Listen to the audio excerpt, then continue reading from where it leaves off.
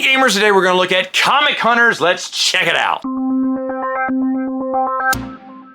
Alright, you will select a start player. You will put your tokens up here on these tracks here. Select from several different of these little icons here. There's a few more in the bag, and just randomly place out 3 here. Like there's a lot of heroes in the bag. There's like up to, I believe it's like 7 or 8. So there's 2 extra I haven't put up here, but you'll randomly put them down on here on this track. 1 here, 2 there, 3 there. And you'll shuffle each one of the stacks 1, 2, and 3, and then take 10 cards from each and put it in a 4 stack for conventions.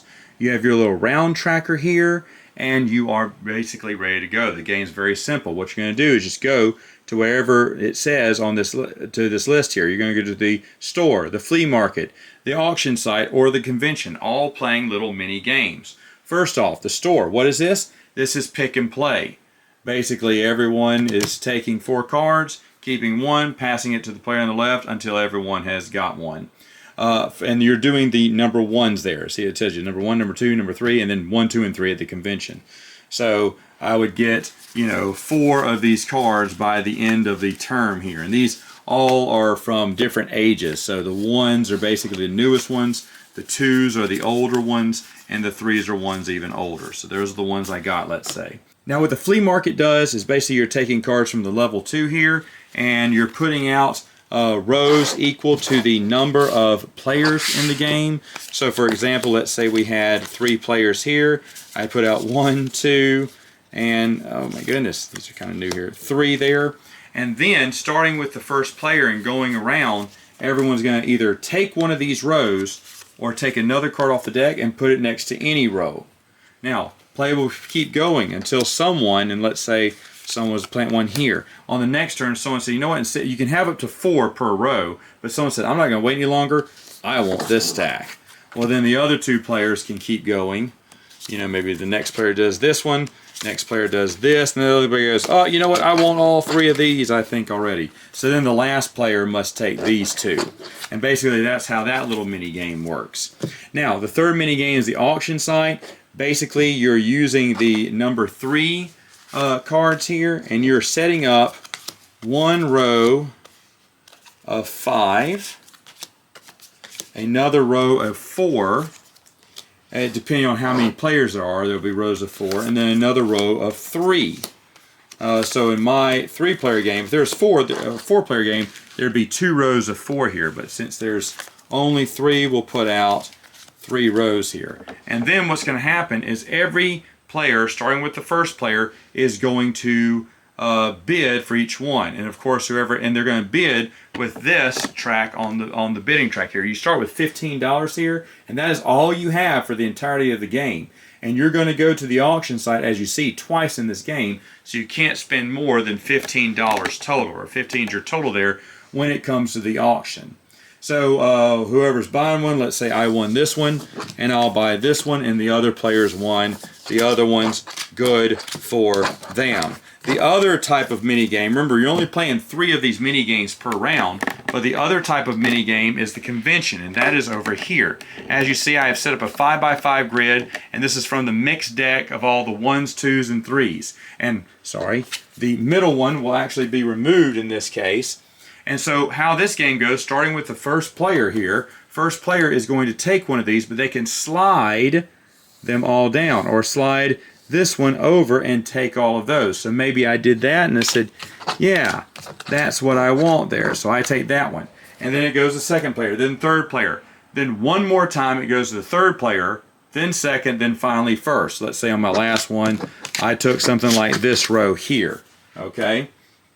After that, any unclaimed cards will go back into that convention stack. Now real quick, I want to point out that at the end of every round, because you're only playing 3 of these 4 mini games, when it goes to this person, you will pass the first player token to the next person, so everyone will get a chance to be first. But when it gets to that assemble collection, you will assemble cards based on their emblems up here at the top here. So I got a few of these, and decide which ones you want to keep. Well, man, Black Widows are worth nothing right now, but Thor, that's a good one. Maybe I want a collection of Thor there. And you're kind of going through trying to build those collections, looking at the icons on the top. So Doctor Strange is another one. Maybe I want some Doctor Strange comic books. And of course, you kind of want to put them on the side here because you're also looking for the icons that match these three in your particular game. So again, maybe I want some Spidey and some Superman. You got all these to pick from, but you can't keep them all because you're going to have to pay for them. Now, how would you pay for them? What you're going to do is you're going to take the cards in your hand, look at the values. The values are 1, 2, and 3, and then pay for them with the cards you want to keep. So let's say, and you can only hold 2 of these cards in your hand at the end of every round. So I want to keep 2, 3, 4, 5, that's 6, 8, 9, 10, 11, 12, 13, 14. And maybe I want to hold on to these 2 cards later. Well, I got to get 14 points worth. 2, 4, 6, 8, 10, 12, 14. There it is. So I can actually pay for a few more. So maybe I wanted to keep a few more as well and pad my collection there. But either way, you need to make sure you can pay for it. If you overpay, it doesn't matter. You can't use pay on this track either. You must pay with the comic cards you have. All the comic cards that you paid for, the ones that, like, let's say I paid for all of these, I paid for all of these with these cards, I would put these back into that convention deck, and then anything that I couldn't keep or had left over that was more than 3, more than 2, I would just have to chuck. Now, at the same time, this is where you're going up these various tracks. So for instance, that matches that. I'd go, well, not that one, but let's say I'm orange player. I would go up 1 there, and I have a versus. So I'd go up 1 there. Now I have 1 first, so I'd go up 1 there. Now obviously, if I had more of these, well, I have a second first right here, so I go up 1 there. So you keep going, you move up this track too. Now, you're doing this 3 little random mini games for at the end of every round. Now, at the end of the game, then you're going to look at final scoring. Final scoring is adding up any points you have here. Whoever is the farthest along all 3 of these tracks. So you would get 15 for first place, 12 second, 8 for third, 3 points for fourth, and that is from this track, and this track. Then you're going to count up how many set collections you have. So for instance, if I have 3 Thors, I'm only getting 6. However, let's say I had 6 Thors. I would have gotten 12 points. Now with Doctor Strange, I got 1, 2, 3, 4, so he would be up here for 5. But if I had 11 Doctor Stranges, I get 20 points. So you see how that works? So you're going to add up all the points that you have based off your collections. And on other collections you have, if it's 2 or more cards, like for instance, I got a Thor collection, I got a Doctor Strange collection. Let's say that I had picked up along the way a Captain America collection too. So I got a Captain America collection of 2 as well. Again, it doesn't really have to matter. I mean, maybe I have one of the Hulk too. But anyway, let's say I had 3. Well, I have 3 of them, so I will get an extra 5 points. However, let's say if I had 6 different superhero collections, I get 20. Or maybe I had all 8, I'd get 40. Just depending. Remember, a collection is at least 2 of the same card. And as you see, some of these can share with other ones. So the Spider-Man can also be rearranged, and you will rearrange it during the assembly collection. If I'm running low on Spider-Man, but I have a nice, Black Widow collection, maybe I want to move this over to the Black Widow collection. And again, at the end of every round, you're still moving up the symbols based off your collection, so symbols can count more than once. And of course, at the end of the game, whoever has the most points wins. Final thoughts. What do you think about the game? Oh, didn't I just do a video where I said I don't want to get this game because of the cheap components, but yet here I am with it. I told my nephews about it. They were very excited about this. And I was like, okay, you know what? I have Amazon points. I'll just go ahead and order off Amazon. I did. It came in. And yes, the components are uber cheap. I mean, like Dollar Tree store bits. I mean, well, I think Dollar Tree, that's an insult to Dollar Tree. Dollar Tree would have better components than this one would. So again, yes, tokens, uber cheap. The player marker, all that stuff's bendable. It's so cheap. It's so flimsy. But of course, that's how they get it under that $20 price tag to be at all the retailers, right? And the artwork's really nice too. Is this a good game? No. This is the worst game I've ever played this year, and for a long time, this is one of the worst games I've ever played. It is terrible in so many fashions. First off, all these little mini games you play, very uninventive. Like they're just mechanisms for other board games. The pass and play, one of the things I hate the most about board games is in this. No thank you. The other one, okay, everyone just do an auction and that's it. Whoever gets the biggest auction is going to get the biggest cards or whatever cards they want. Okay. And the other one, oh, you either draw a card and lay it down or you take the pile. Okay, that's nothing special either. And the convention, okay, you move one card to the orthogonally and then take the row. That's not exciting. Those are like little party games. Those are mechanisms to better games.